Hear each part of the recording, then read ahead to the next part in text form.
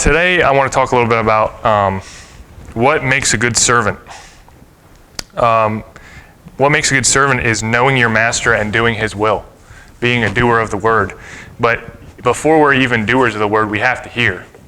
So how do we get to that point? I want to start out by reading Isaiah 55. Ho, everyone who thirsts, come to the waters, and you who have no money, come buy and eat. Yes, come buy wine and milk, without money and without price. Why do you spend money for what is not bread, and your wages for what does not satisfy? Listen carefully to me and eat what is good, and let your soul delight itself in abundance. Incline your ear and come to me. Hear, and your soul shall live, and I will make an everlasting covenant with you. The sure mercies of David. Indeed, I have given him as a witness to the people, a leader and commander for the people. Surely you shall call a nation you do not know, and the nations who do not know you shall run to you. Because the Lord your God and the Holy One of Israel, for he has glorified you. Seek the Lord while he may be found.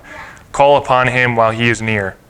Let the wicked forsake his way, and the unrighteous man his thoughts. Let him return to the Lord, and he will have mercy on him, and to our God, for he will abundantly pardon.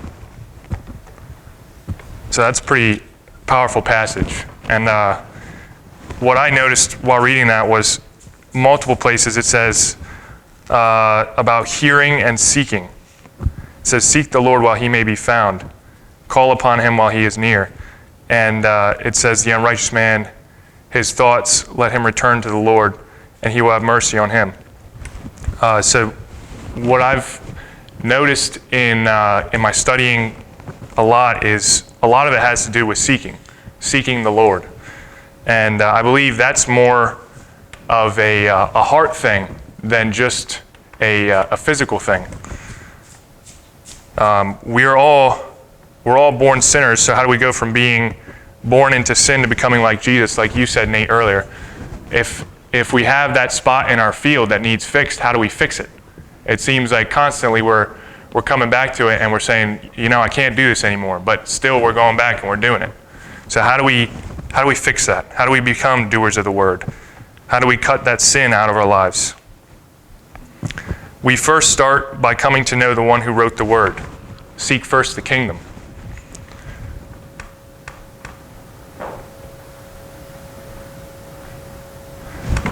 We have to seek him for the right reasons also. If we're only seeking him to have that problem fixed, or only seeking him to have our needs met, those aren't necessarily the right reasons. It's like showing up only with the intent to have your needs met is not the type of relationship we need to seek with our Father. Our Father wants a real person-to-person relationship with us.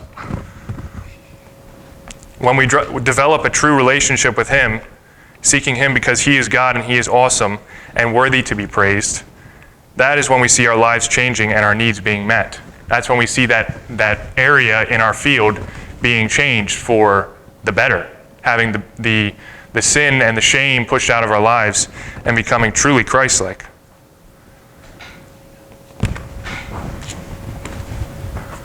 Galatians 5:22 and 23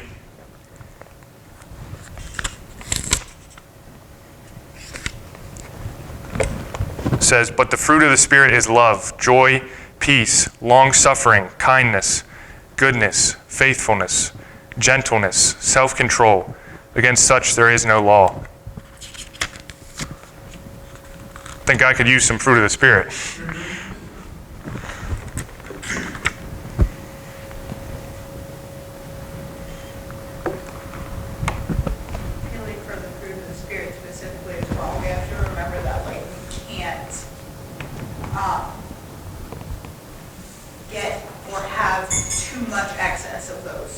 Yeah. There is no line that you're going to hit the ceiling on that. Mm-hmm. Because it's absolutely beyond our comprehension is to go up, beyond that. Is God's going to always be able to outdo you in those. So we're called to be like him. You can't hit the top of that. Yeah. Yeah, that's exactly right.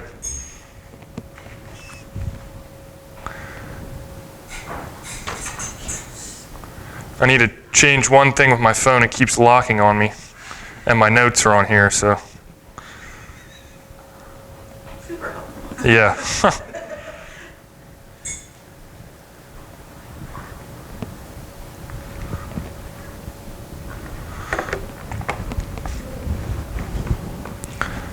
So I've often thought, in different situations in my life, what would Jesus do in this situation? How would he react? Because he is perfect and we are called to be like him. So how do we get there? Like for example, when Sean got run off the road by the crazy driver on his way down to North Carolina, it's like I was thinking of how I would react. And it wasn't very pleasant how it played out in my mind. But thinking about it, I was like, well, how would Jesus react in that situation? If he's running down the road and some jerk runs him off the side of the road, how would he react? What would he get out of the car and say to the guy? Like, what? We are made in his image, and we have emotions. Our spirit, our mind, we have emotions. Apparently, he does too. So what would his emotions be? I mean, Jesus went into the temple, and he cleared some things out. He flipped tables. He was annoyed with them. And so how do we do that in a perfect way?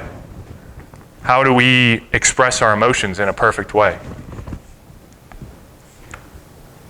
How to be angry and sin not. Yeah. How do you express anger with someone with sin and not go over the top or turn them off to Jesus completely? I mean, how do we do that in a perfect way?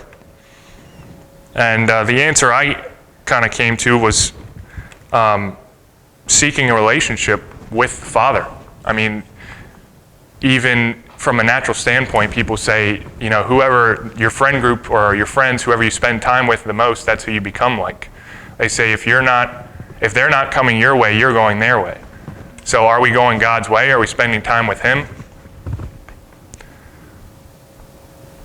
If you want to bear the fruit of the Spirit, you must seek the kingdom. You have to seek relationship. It's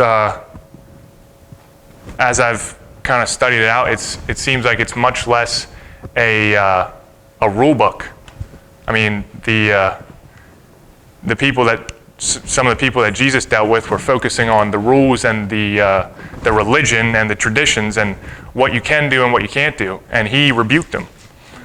So how do we try to cut some of this stuff out of our lives without focusing on what not to do and what to do? I don't think it's a bad thing, but if we're only living by a rule book, we're missing it. We need a relationship with the Father. What we put in and what we focus on changes who we are and what we do on the outside. In other words, the more time we spend with him, the more we become like him. We are transformed into his image by the renewing of our minds, and that by testing we are able to discern what is the will of God, what is good, acceptable, and perfect. Does that sound familiar? I think we preached on that. So not only do we become more like him, but we learn his will and learn his voice. And John 27 says about my sheep hear my voice. And I think we do hear his voice. I know that for a fact, but a lot of it has to do also with the sheep. I mean, he is the perfect shepherd, but are we hanging out with the shepherd, or are we on the other side of the pasture, away from where he's talking, away from his voice, messing around with the bears and the lions? It's kind of hard to hear his voice from the other side of the pasture.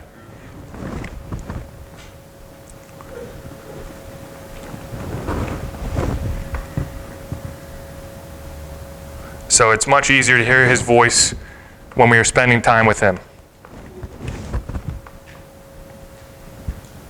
And not only does that change the way we act, but it builds confidence, it builds trust, boldness, and faith, which all directly affect being doers of the word. It's kind of hard to do what our master tells us to do without trust. I mean, Dad was preaching on Eleazar and him being a servant. And if he didn't trust Abraham, it'd be pretty hard to do what he did. I mean, it looked like he would have had the inheritance taken from him multiple times, yet he stuck in there and he walked the walk because he trusted Abraham. And the only way to come to do that is to spend time with him, spend time with your master. And so we need to spend time with our master.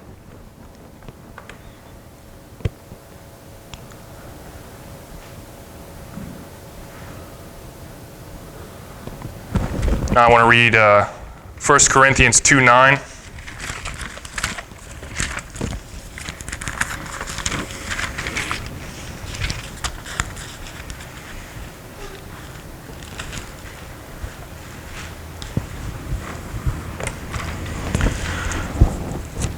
But as it is written,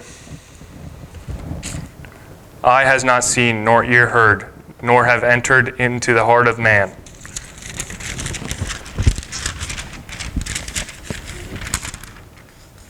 the things which God has prepared for those who love him.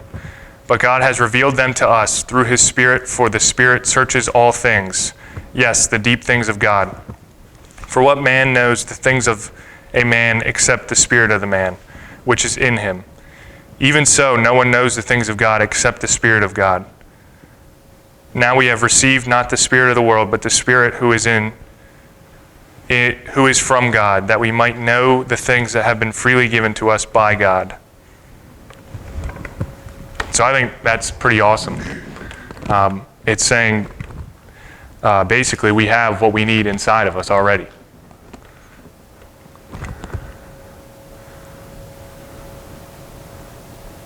So to come to know, understand, and experience all the things that God has given us, we need to spend time with him. And the interesting thing is, we receive this stuff by his Spirit through our spirit. It's not by intellect. So we can't just clock in and clock out and think we got something from it. It's like, I oftentimes listen to podcasts or something on the way to work, and there's times where I get to work and I'm talking to Jim or Dad or somebody about it, and they're like, oh, well, what was it talking about? And I couldn't tell you. I have no idea. I was on autopilot, and it went one in one ear and out the other. So I think there's much more to it than just listening or just coming to church every Saturday night and hearing the word and going out.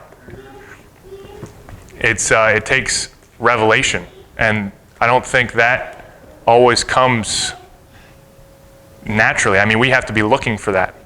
We can go through and read the word, but if we're thinking with a a carnal mind, we don't have an open heart to hear what he has to say, it won't come.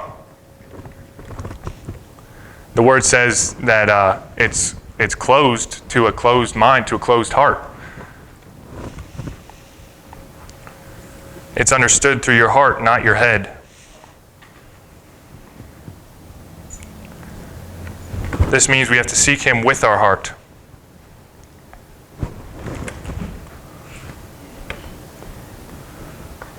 And the second thing is, God's will be accomplished with you or without you. You have a choice to be part of what God is doing, and simply going through the motions will not get you there. You have to seek it out. You have to seek what he has for you to do before you can be a doer of the word. You need to hear. So you need to be spending time with him, searching, seeking, and having an open heart.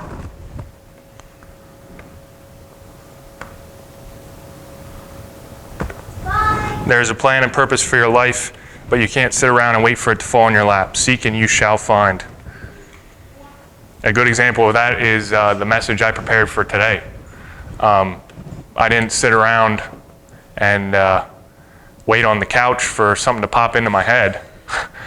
Dad asked me, I think 2 weeks ago or 3 weeks ago, about when they'd be in Colorado if I would speak, and I didn't say too much about it at first.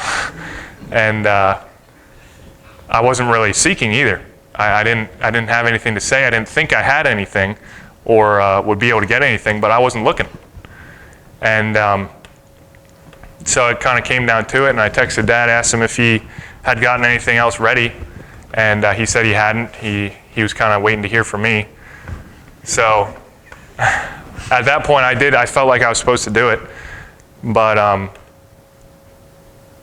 I couldn't just sit around and wait for it to come to me. I had to read the word. I was listening to messages. I was listening. I was seeking, and it came. I believe it did.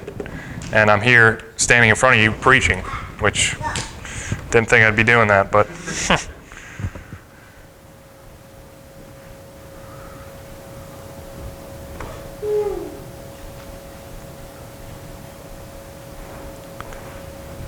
So it says, knock and the door will be open to you. If you're sitting on the couch staring at the door, waiting for it to open, it might not open. You got to get up and knock. Not only that, but you don't grow up by sitting on the couch. You don't learn to walk. You don't learn to run.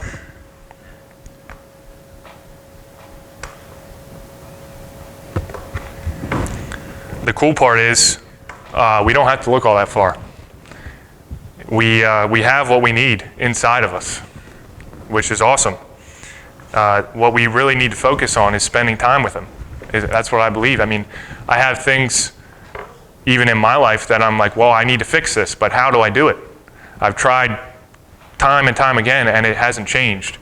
But the more I spend time with him, the more I see, first of all, I have a reason to change. Second of all, I want to be more like him, and this is how he is.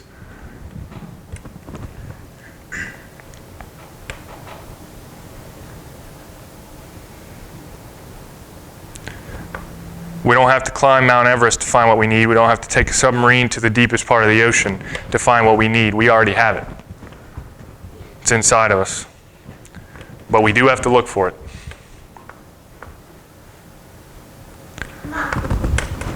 And James 1:21.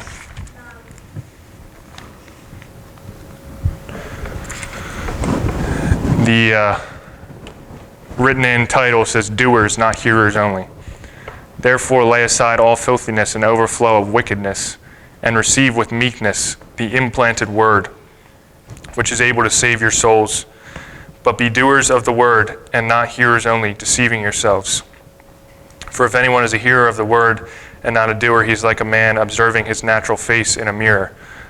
For he observes himself, goes away, and immediately forgets what kind of man he was. But he who looks into the perfect law of liberty and continues in it, and is not a forgetful hearer, but a doer of the work, this one will be blessed in what he does. So if you're constantly looking at the wrong things, it's going to be pretty hard to be a doer of the word. But if you're looking in the mirror and seeing not only yourself, but the Spirit of God inside of you, knowing who He truly is and who you truly are through Him, it's going to be a whole lot easier to be doers of the word, not just hearers.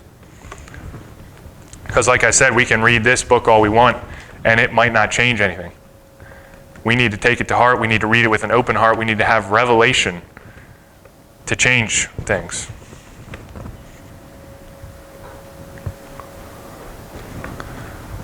So how do we become more Christ-like? Spend time with Him. The fruit of the Spirit comes from growing and maturing and getting to know the Father, none of which can be done with complacency. Seek Him not to have your needs met, but to come to know the Creator of the universe, the King of Kings, because He is God and He is worthy. He is a good God, and He will meet your needs, and you will grow and become more like Him. Along with that comes a calling on your life. Don't let it pass you by. Seek first the kingdom, following the promptings of the Holy Spirit one small step at a time, like Mark Moore talked about last week. Following one step at a time, we don't see the end goal. We don't see the change. We don't see our needs met, but we follow Him step by step by step by step. And what we get to in the end is pretty awesome.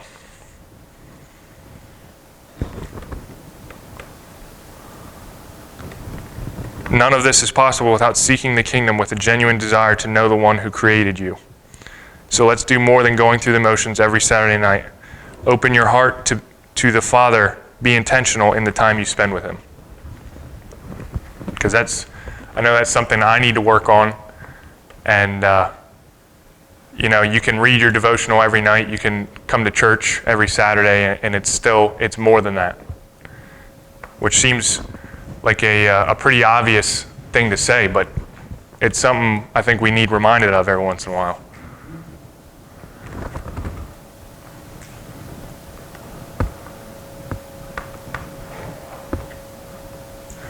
And that wasn't very long, and I'm at the end of my notes already. But if anybody else has anything else they'd like to add, they are welcome to. As you shared, I realized seeking God is something I've done all my life. And it was at 50 years of age that somebody taught me about being still. And it's a different way of seeking God. And I would encourage us, learn different practices of knowing God and practicing the presence of God. I shared here maybe 6 months ago about being still. And I would encourage us again, take that time, set a timer, and try and capture your thoughts. Be still with God. I find my enjoyment of the presence of God just by being still with Him is one way to know God. Still have your devotional time, have your prayer time, but just that stillness, being still is a good way for me to know God. Yeah, amen. I think that's, like you said, it can be a really awesome tool. I mean, knowing God isn't always, I have to do this, I have to do that. Sometimes it's just sitting down and enjoying His presence, enjoying time with Him. So, anybody else? It's definitely been a little bit of an interesting,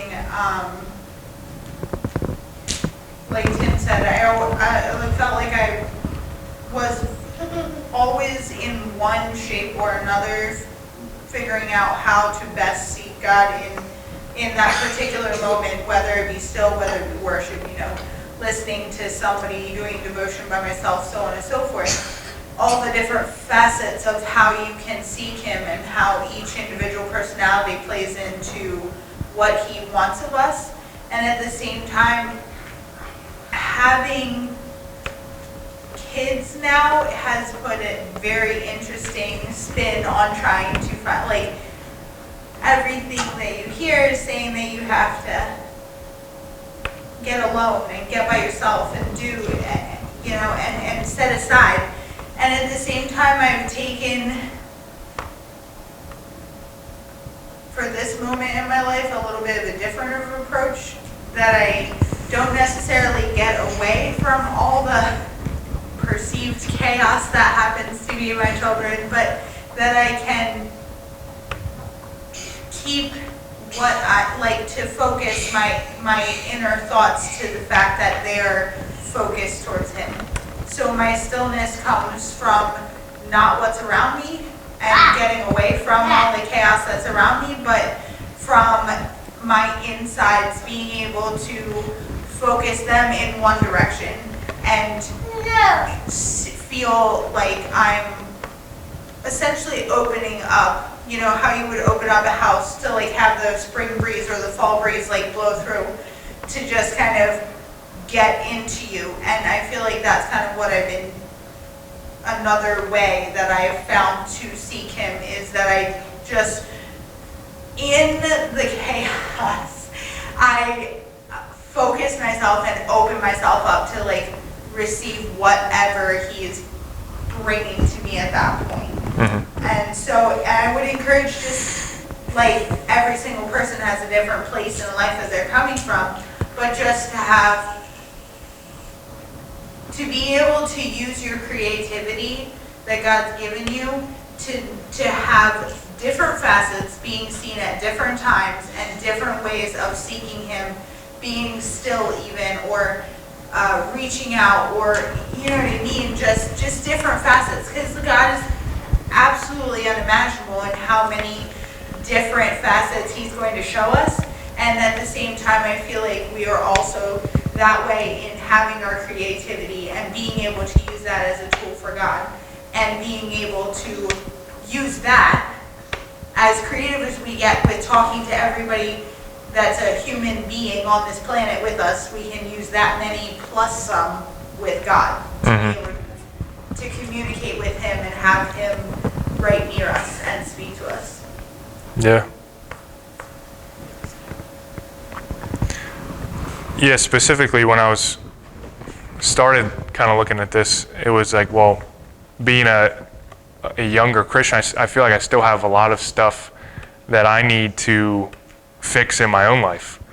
And it's like, well, I heard a message one time, it was specifically about sexual immorality, but it can be about anything. I mean, you have, say, this here on the floor is the line, and on that side's the sin. You say, well, where's the line? Where can I go to until it's not okay anymore? You know, I want to be on the okay side, but what you're doing wrong is you're staring at the line. You're saying, where can I go to?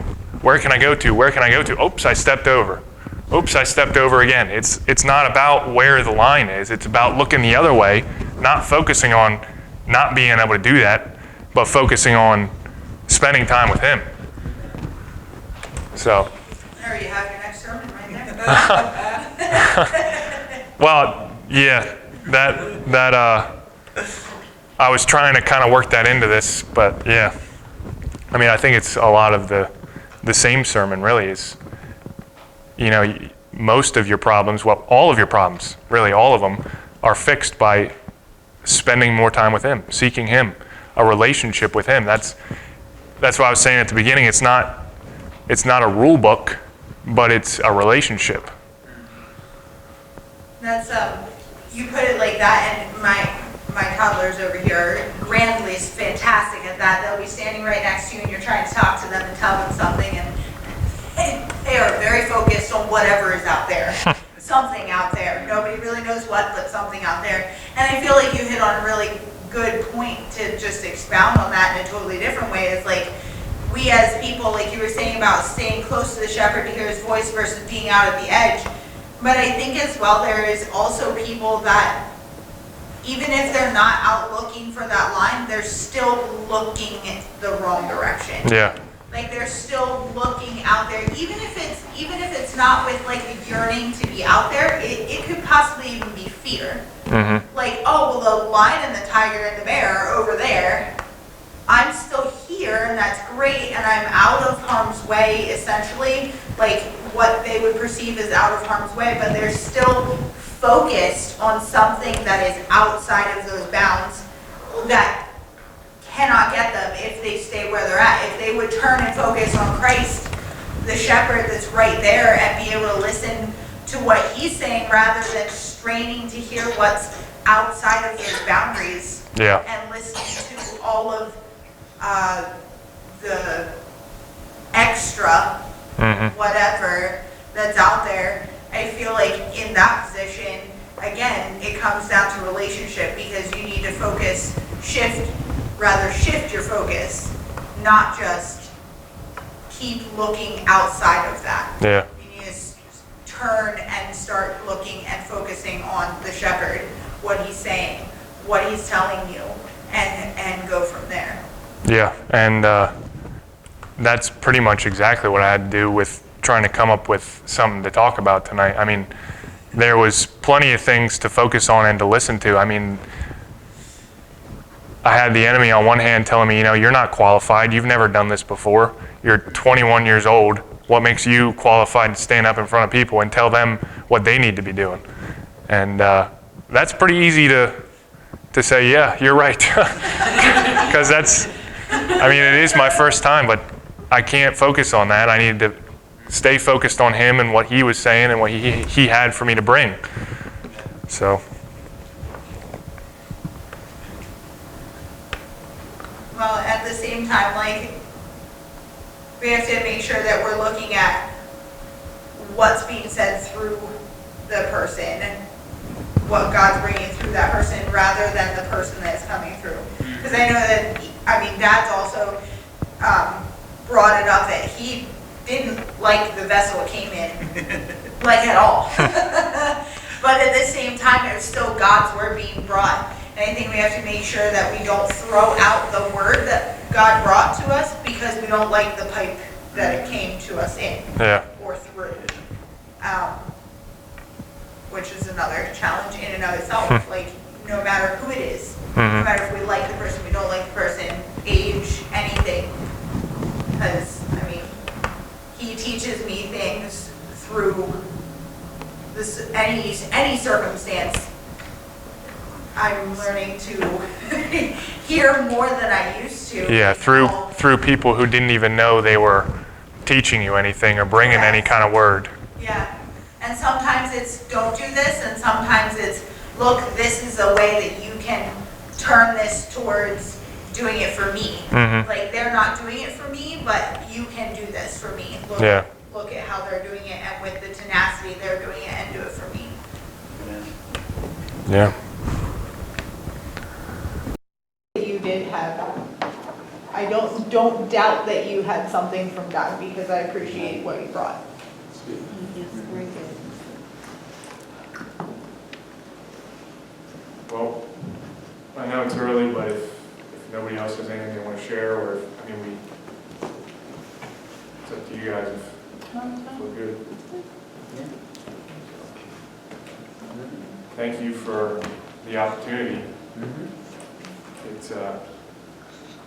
It wasn't something I was really looking forward to, but I'm glad I did it, and I am looking forward to continuing to practice and grow and step into what God is calling me to. Thank you for being well. So if you have something to close with, Jim? No. So pursuing God's not a spectator sport, right? It's an active.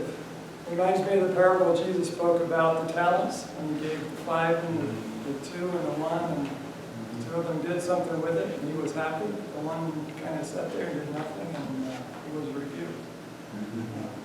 So let me just close with this. In Ephesians, it says, "Therefore we also, since surrounded by such a great cloud of witnesses, let us lay aside every weight and the sin which so easily ensnares us, and let us run with endurance the race that is set before us, looking unto Jesus, the author and finisher of our faith, who for the joy that was set before him endured the cross, despising the shame, and has sat down at the right hand of the throne of God." So let's run to win, right? Amen. Have a wonderful week.